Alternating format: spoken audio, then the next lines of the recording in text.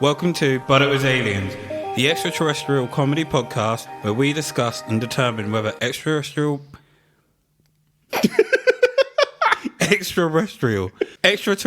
events are extra or are they just terrestrial, nonsense or misconception.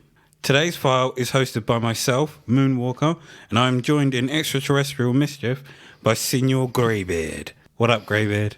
Senor Greybeard, you're not trying to make me frickin'...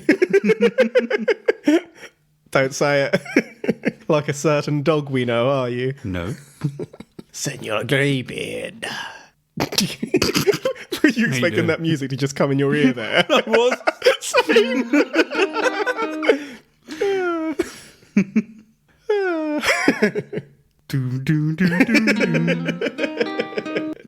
Today we're going to take a look at a Mr. George Adamski and his interaction with the extraterrestrial, which I'm sure I've said more in the last few minutes than I've ever said in every episode before this.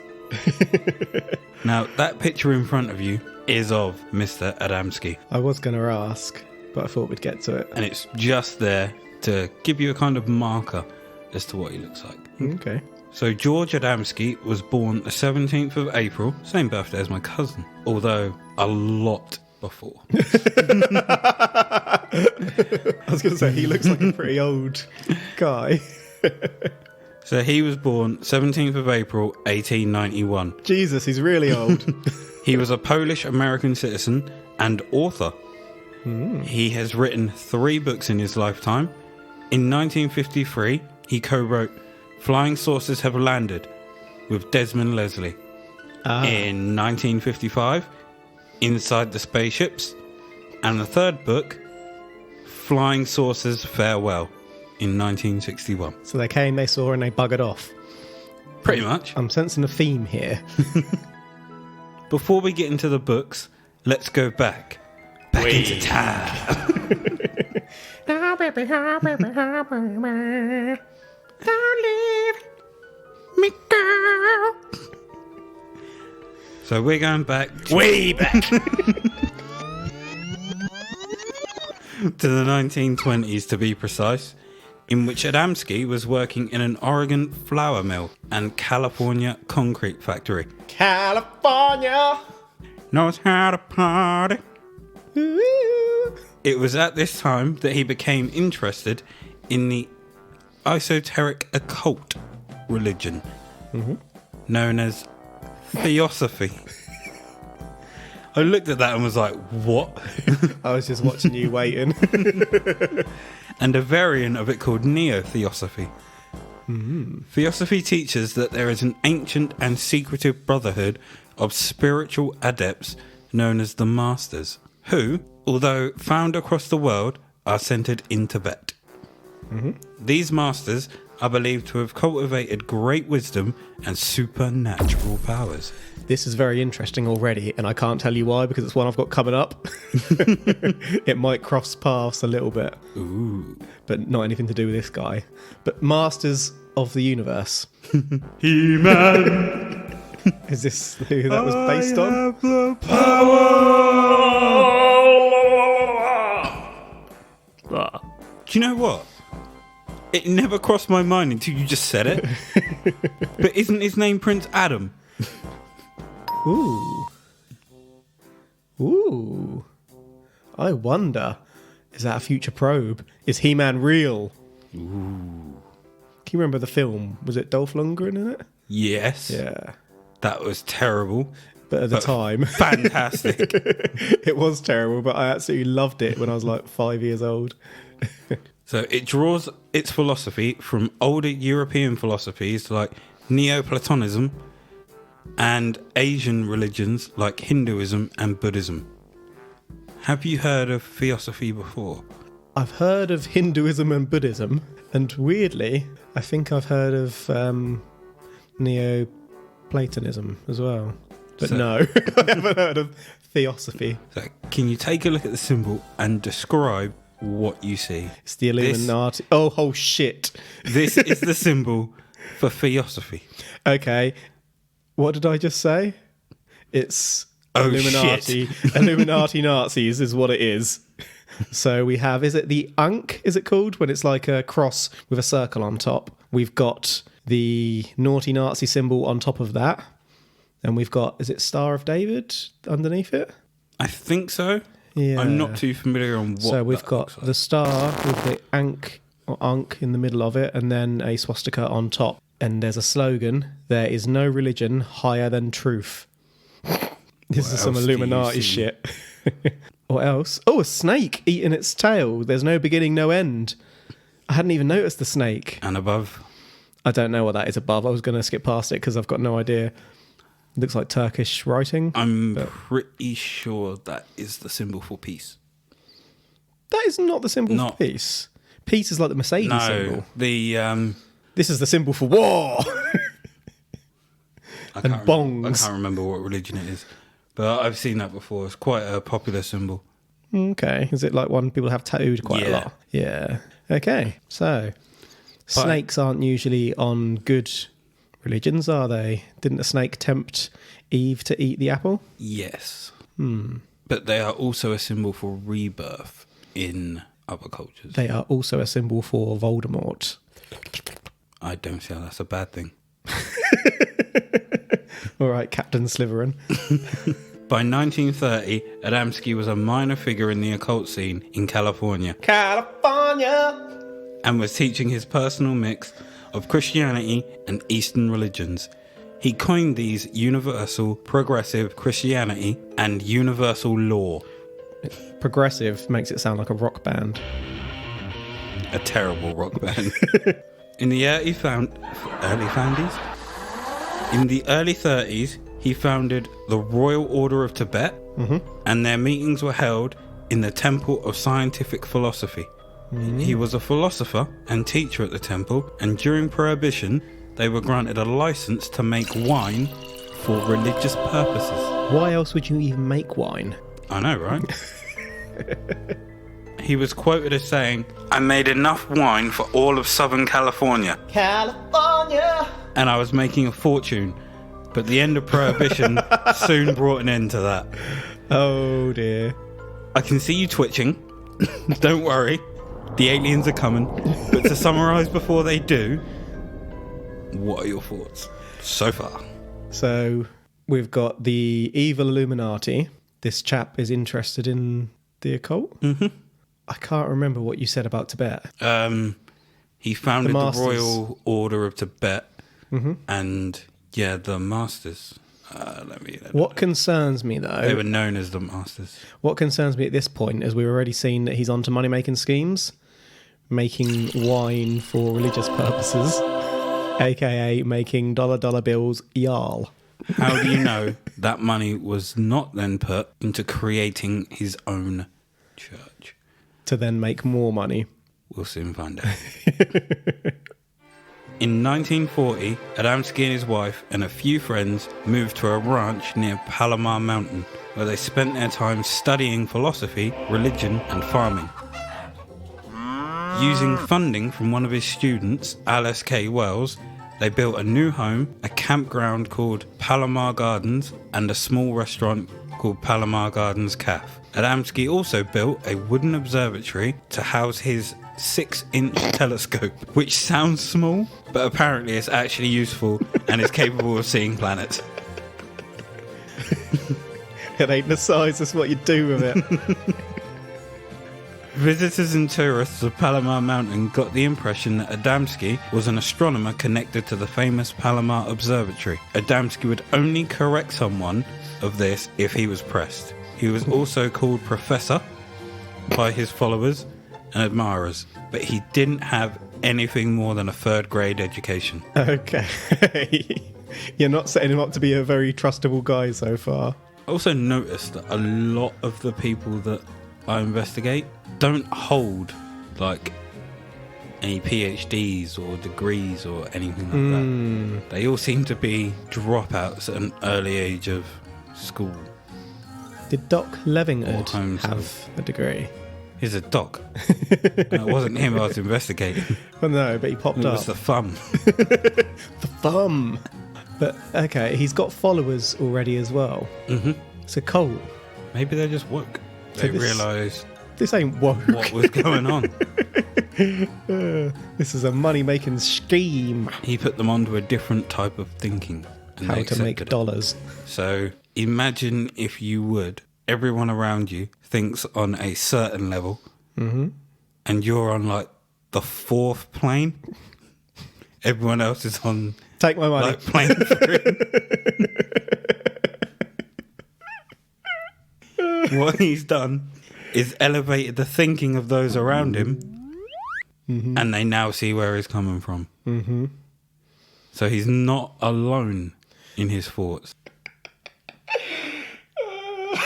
During a meteor shower on October 9th, 1946, Adamski and some of his friends said that they'd seen a large cigar-shaped mothership. Okay, I'm in.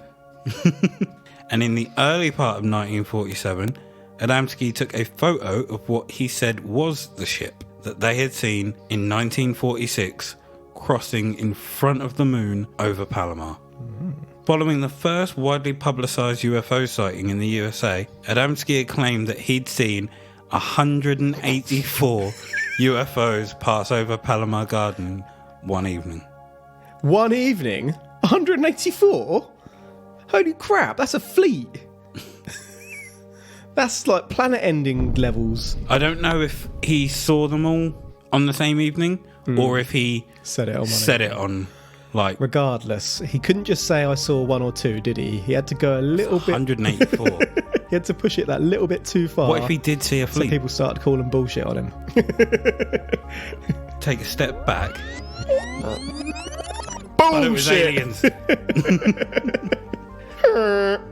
So a few years later, Adamski started giving lectures on UFOs in Southern California. California! He was paid for the lectures that he gave, and you'd pay him too to acquire the knowledge that he had. In his lectures, he told of how the existence of UFOs had been established by the government and science.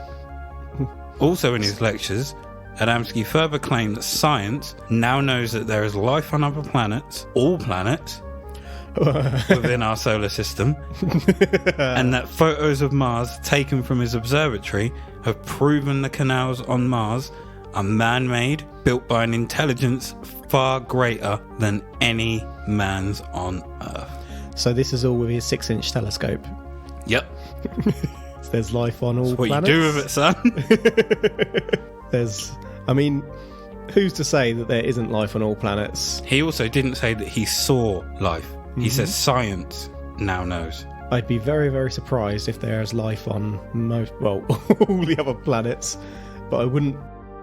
We can only perceive life in the ways that we can think of the science we know. Exactly. But I doubt this motherfucker is clever enough. And this was like the early 1900s, wasn't it, or something? He was born in 1891, so we're talking 1947. Yeah. Yeah. I mean, we were making a lot of progress around, obviously, the 30s to the 50s. But, yeah. Just, the wine has put me off this, man. Everything you're coming out with now, I'm thinking it's a money-making scheme. I see through you, Adamski. Too quick to judge, son. Yep. Due to claims like these, George was uniformly treated with hostility from the science and UFO community, as they flew in the face of massive scientific evidence. Not only were his stories fraudulent, but they made serious investigators look ridiculous. Now, I am the hostility. I just think that's them being jealous. I don't feel jealous. Well, not you, because you're not trying to get your story out there. But... or... are you? Am I?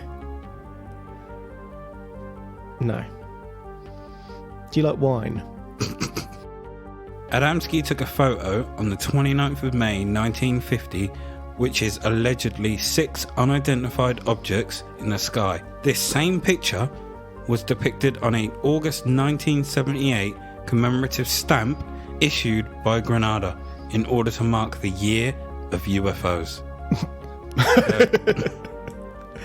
What? So the photo he took in 1950 is now a commemorative stamp. Our country believed. Can't fool a whole country, yo, unless there's truth. Did they believe, or were they just acknowledging the cultural impact of this ridiculous story? No, they believed, yo, because it's true. Hasn't there been like cartoon characters on stamps? No. I'm sure I've seen like Mickey Mouse on a stamp. I don't think you have. You're making that up. I'm not. On the 20th of November, 1952, Adamski and a few friends were in the Colorado desert near the town of Desert Center. That's a conveniently named town. Yeah, I'm calling it Desert Center. I'm not sure if I've miswritten something there. So we're calling this town Desert Center. And it's in California. California! Hold on. Didn't you just say Colorado? In the Colorado desert. I'm very confused. There is 766 miles between them? It's a former settlement in Imperial County, California. It takes 1 hour and 37 minutes on a aeroplane to get between them. I'm so confused. Typing California's Colorado desert. It's on Wikipedia. Okay, Colorado is a former settlement in Imperial County, California. It was, so it's not the Colorado. No. Yeah, I'm with you now. Okay. But yeah, the look you gave me tripped me out then as well. I was like, well, because I'm Colorado sure what I've written. Is a state, and so is California, so I was very, very confused. But it's not that Colorado or that California. It's one of them, but not both. So Desert Center. On the 20th of November, 1952, Adamski and a few friends were in the Colorado desert near the town of Desert Center, California. California! And it's not the Colorado that you're thinking. When they reportedly saw a large submarine-shaped object hovering in the sky. Adamski thought that it was looking for him, so he left his friends and headed away from the main road. Why would it be looking for him? According to Adamski, a scout ship landed next to him, which is apparently made of a translucent metal, and out comes Orthon. Orthon! Who's Orthon? Wait, Orphan or Orthon? Orthon. Orthon is a Venusian who sought out Adamski. Adamski said that the people with him saw the ship, and several of them later on said that they could see Adamski with someone, but it was from a distance. Yeah. So the picture that you can see is Adamski with Orthon, and you can also see his ship in the background. Can you describe what his ship looks like? And Orthon is the one in brown. Right, so I'd like to go back a little bit further to where you said it was a submarine-shaped object, which would also be a cigar-shaped object. In this painting, or drawing, the spaceship is not a cigar shape at all. It's a scout ship. It is... This came... What would you describe this shape from as? the other one. I would say it's your traditional, I want to say triangle? Yeah. Without the point at the top. Yeah, it's like a flying saucer. So you've got a circular base. Lampshade shaped, yeah. Yeah. So rather than having like a bubble in the middle, it goes up almost in a triangular fashion. And it's of a metalish looking material. And then we've got the two folks. Orphan looks like Jesus. He's in like brown robes. Looks like long grey hair. Can't tell if they're sandals or not. And then Adamski's in jeans and a jumper with some smashing grey hair. Now back to Orthon. Orthon was a being of medium height, humanoid, with long blonde hair and tanned skin, wearing reddish-brown shoes, not sandals. But the trousers were not like George's. Orthon communicated with him via telepathy and through hand signals. He's throwing up middle fingers. During their conversation, Orthon warned of the dangers of nuclear war. They're always warning about nuclear war. It's not something you shouldn't be warning us against. Why is every alien that talks to us telling us that? Maybe they've seen how it all plays out and they're sent back to warn us. But clearly we're not heeding the warning. Adamski went on to later write that his presence was like a warm embrace of great love and understanding wisdom. Orton refused to be photographed and instead asked Adamski to provide him with a black photographic plate. What? George Hunt Williamson, a contactee and associate of Adamski, said that when Orton left, he was able to take plaster casts of Orton's shoe prints, which contained mysterious symbols which Adamski has said were a message from Orton. Orton had a strange tick on his shoes. What could this mean? There's a word. It's three letters. Do you reckon? Free? Air. Oh. Do you reckon he met Marty? McFly? Why plaster cast of his shoes? Of all the things, why not take a photo or take some... He wouldn't allow him to take a photo. But then he'll plaster cast the shoes. Just, there's a message in the shoes. That is so bizarre.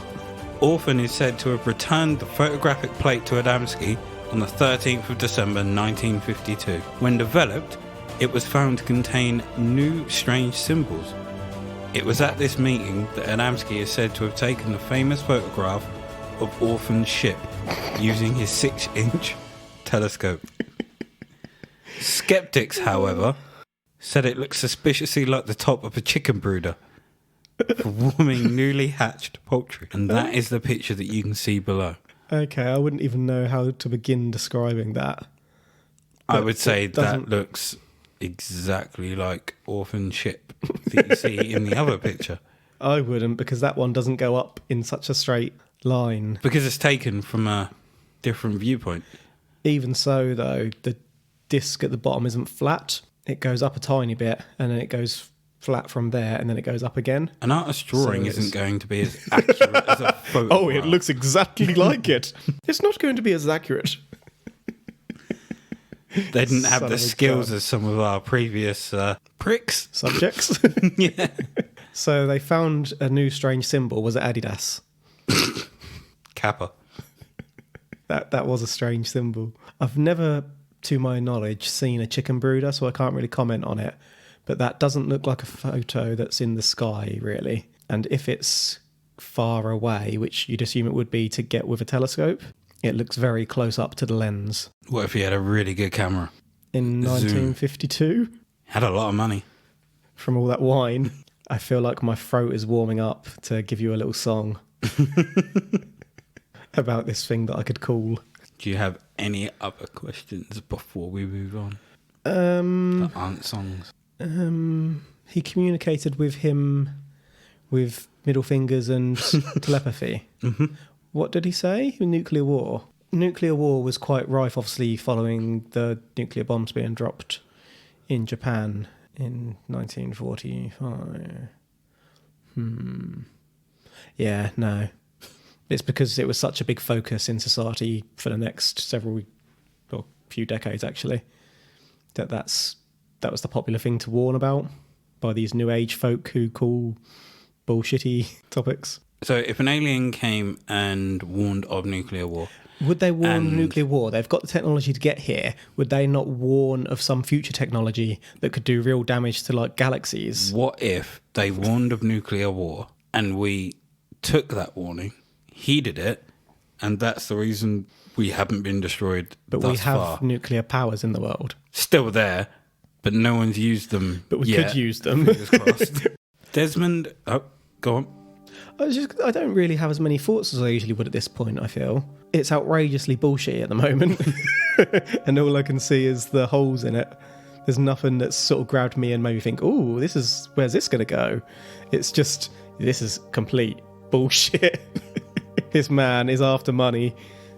We've not got to his books yet. Should I say his diaries? Oh, no.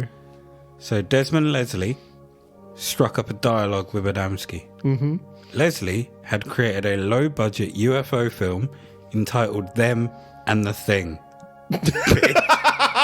You son of a gun.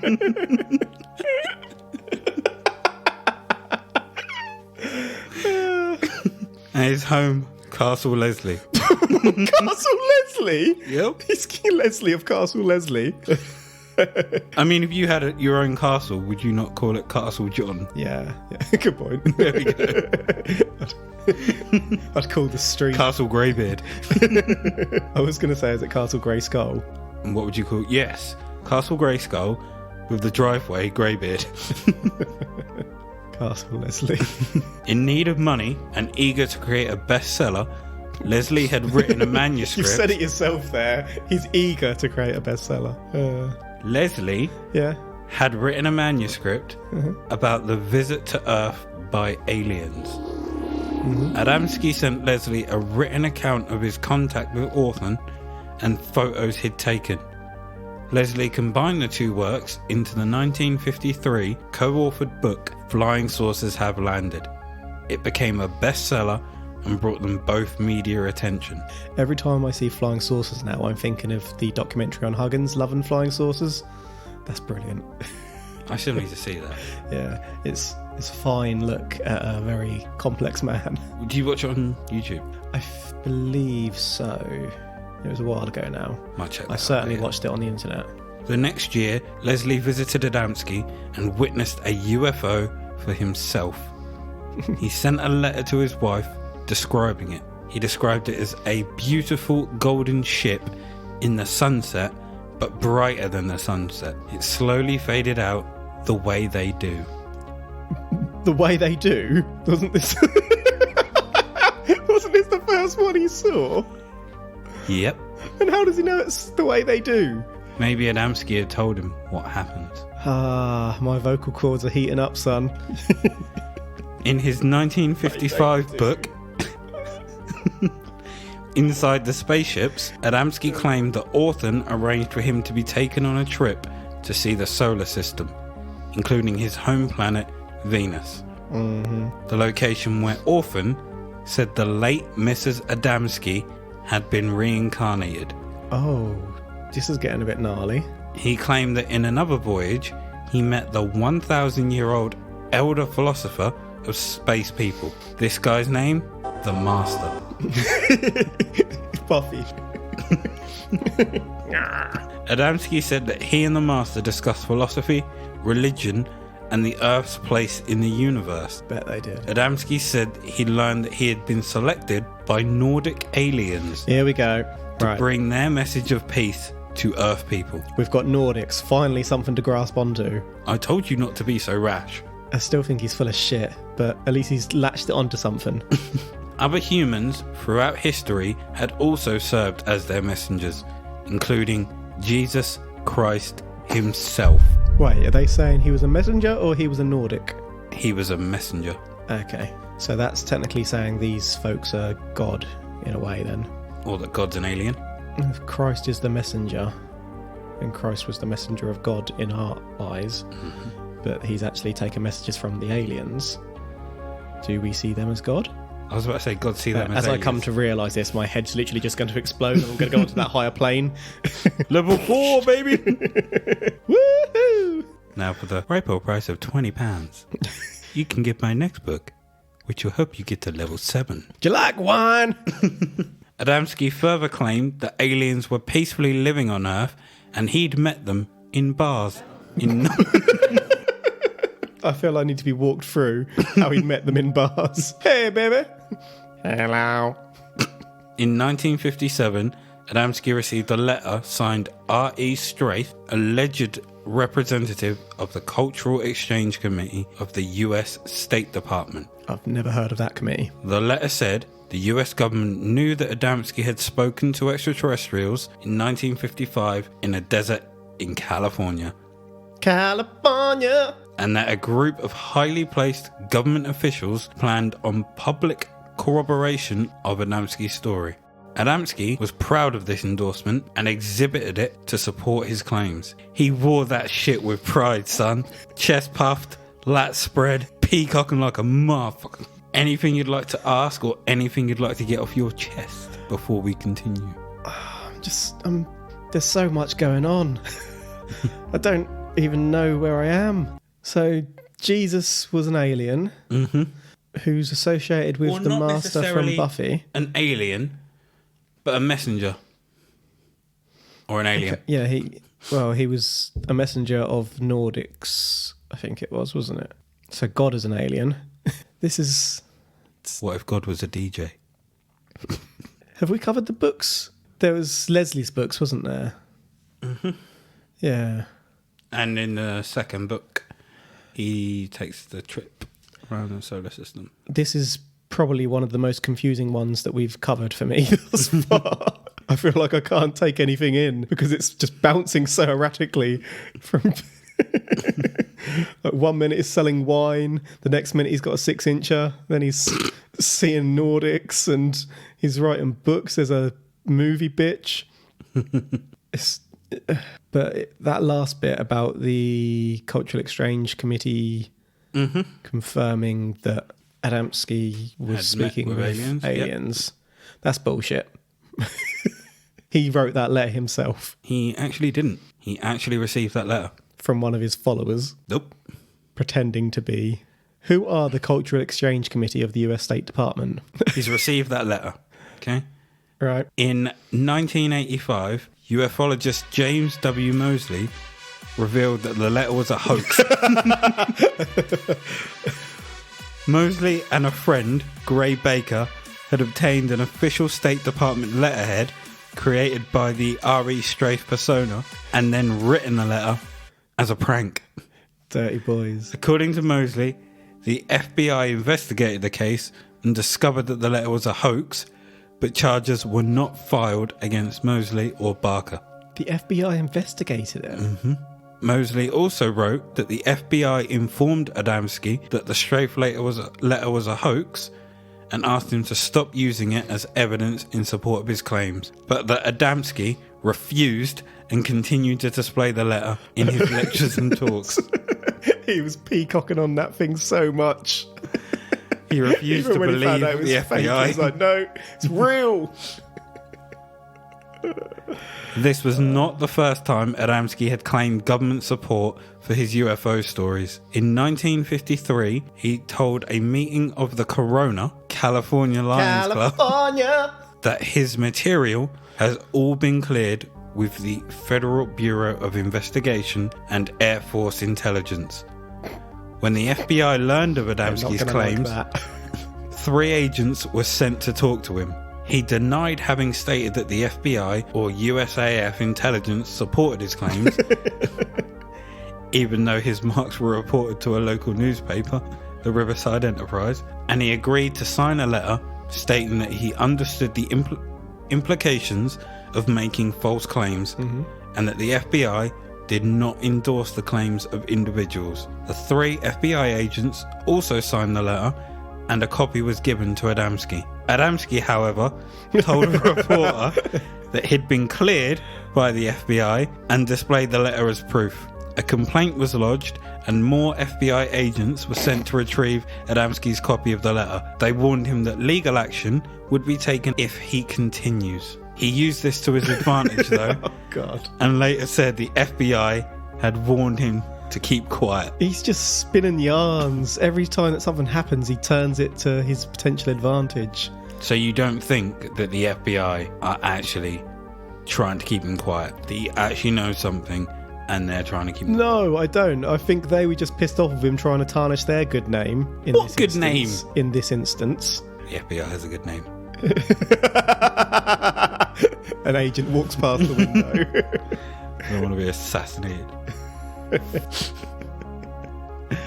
In 1962, Adamski announced that he would be attending an interplanetary conference held on the planet Saturn. No. No. How are you going to stand on Saturn? It's a gas giant. Doesn't mean he has to be on the planet's surface. It's being held on the planet Saturn. He didn't say it's being held on a ship above the planet Saturn. Could be held on a ship on the planet Saturn. But then it'd be on the ship on the planet Saturn. He could also have a spacesuit. They could give him a spacesuit, which allows him to walk on Saturn. I'm could pretty be fine. sure, spacesuit or not, the moment he gets into Saturn's atmosphere, he's dead. You're thinking of it in logical human terms. He's a human, regardless of whether he's With logical. space technology. He ain't got shit except for a pair of Nikes. Adamski, in his scientific suit, has met human beings from another world, usually light-skinned, light-haired humanoids that would later be called Nordic aliens. Adamski claimed in his books that the Nordic aliens came from Venus, Mars, and other planets in our solar system. However, none of the planets he mentioned are capable of supporting human life due to their environmental conditions. This is usually an excuse critics would have, Yeah. but who's to say they didn't give him a suit to wear that would allow him to breathe? I'm to say that. They did not give him a suit that allowed him to breathe. Adamski has taken a trip to the far side of the moon in a UFO, where he witnessed cities, trees, and snow-capped mountains. He also claimed that the photographs of the moon's far side that were taken by Russia in 1959 were doctored to show a barren, lifeless surface instead. However, all scientific evidence, as well as later lunar trips by American astronauts, clearly showed that the far side of the moon is barren of life and has no atmosphere. But these also could be doctored. So, the Americans and the Russians working together. Adamski's photographs of the UFOs he claimed to observe and travel in have also come under scrutiny. His often publicised photo of a flying saucer from 1952 has been variously identified as a streetlight or the top of a chicken brooder. Adamski claimed that movie director Cecil B. DeMille's top trick photographer J. Peveril Marley had examined his UFO photos and found a spaceman in them, and Marley himself declared that Adamski's pictures were fakes. Oh, thank God. But they were the best he had ever seen. The best fakes are still fakes. In the United Kingdom, 14 experts from the J. Arthur Rank Company concluded that the object photographed was either real or a full-scale model. It's either real or fake. They might as well not have examined them. How much their bums are splintered. How much more can you sit on the fence? This is either real or it's not real. It's because they know they cannot declare it being real. So they have to... Why can't they? Because if you're a government, like if you work for the government, you turn around and say, yeah, it's real. You then cause mass hysteria and panic. Think if the government came out right now and said, aliens are real. They've been living here for ages, and etc, etc, etc. So, on our episode 5, we covered the Tic Tac UFOs, which are... We know they're real. But the government confirmed a month or two ago that they are real. They didn't go so far as to say aliens, but they confirmed that the UFOs But they didn't say are that real. aliens were living amongst us. Well, they're clearly flying amongst us. They just said that they didn't know what those UFOs were. But what they did say is they're real. They didn't say they're real or fake. These are either there or they're not there. And that's all we've got to say on the matter. They're real. In his 1955 investigation into Adamski's claims, James W. Mosley interviewed Marley, who denied all that shit. He didn't enlarge the photos for analysis, he didn't find spacemen in them, or knew anyone that had. Mosley also interviewed German rocket scientist Wolfgang Jonas Riedel, who told him that he had analysed Adamski's UFOs photos and found them to be fake. So this is more people saying that the photos are fake. Riedel told Mosley that the UFO's landing struts were actually General Electric light bulbs, and that he had seen the GE logo printed on them. Oops.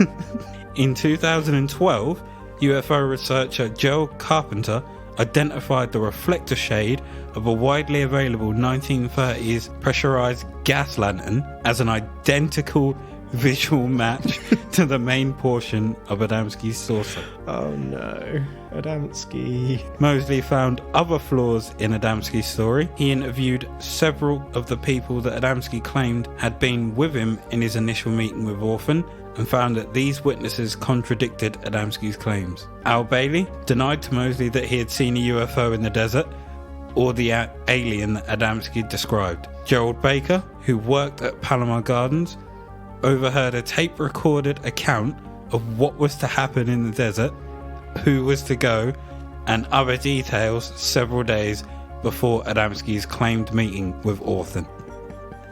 Oh dear. Baker added that Adamski had tried to convince him not to expose their hoax by telling him that he could make money by charging fees to give UFO lectures, as Adamski was doing.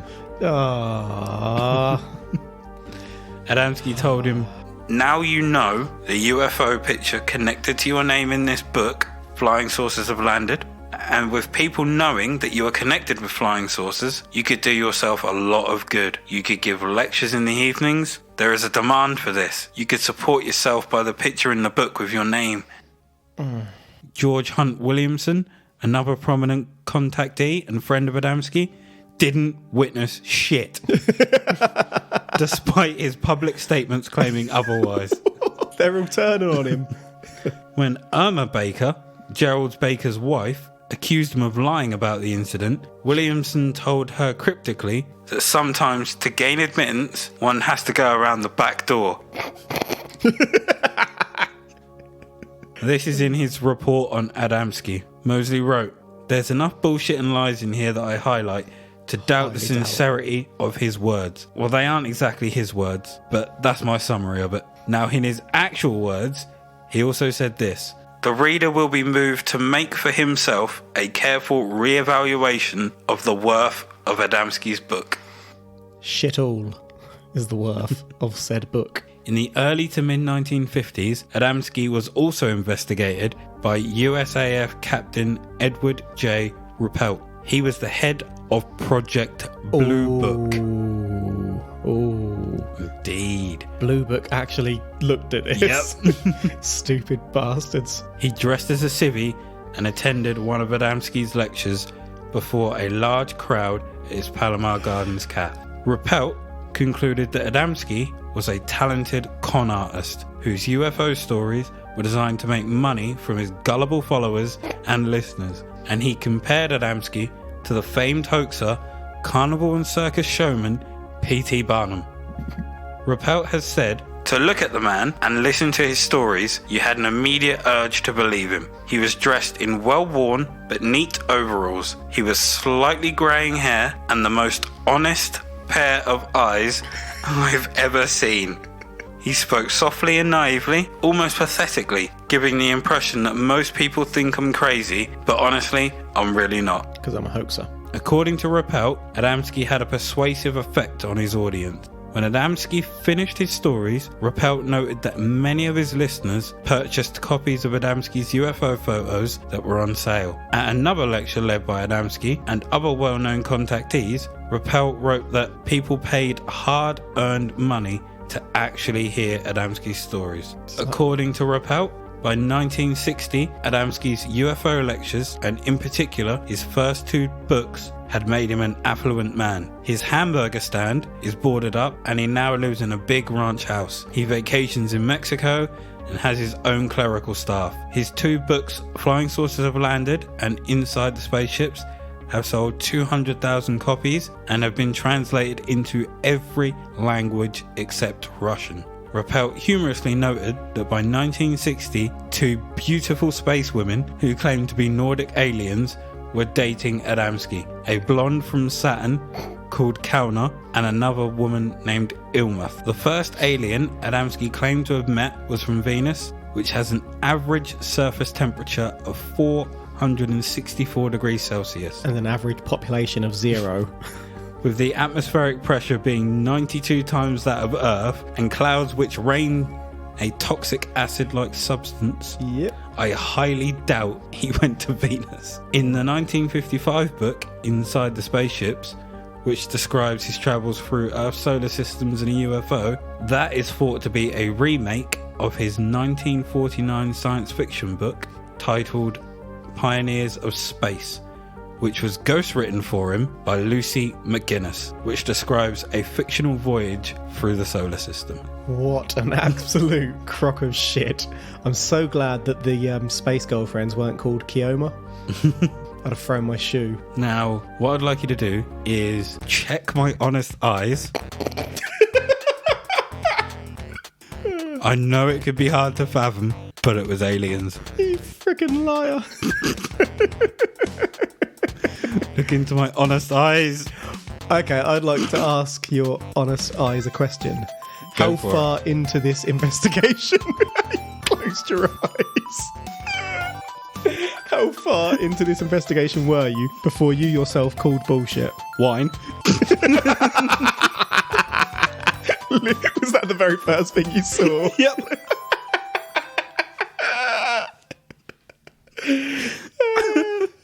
Amazing. Why hasn't it been translated into Russian, the books? I just don't think they Gave a crap. gave a shit. Yeah, fair I think comment. they saw right through that. It's worrying that people would go to see these lectures and actually believe it. He seems to have somehow got a bit of a cult following, doesn't he? But like Rappel said, he was very charming and gave that. Yeah, but that disturbs me a lot more. For example, Huggins has attended talks and whatnot, and people go there almost for like the good time of it. Whereas to go there to actually be convinced of something that's completely made up sits with me somewhat more uneasily. Yeah. Wine. Oh dear. What a bunch of bullshit. But it's aliens, right? Yeah, I'm not saying it was aliens.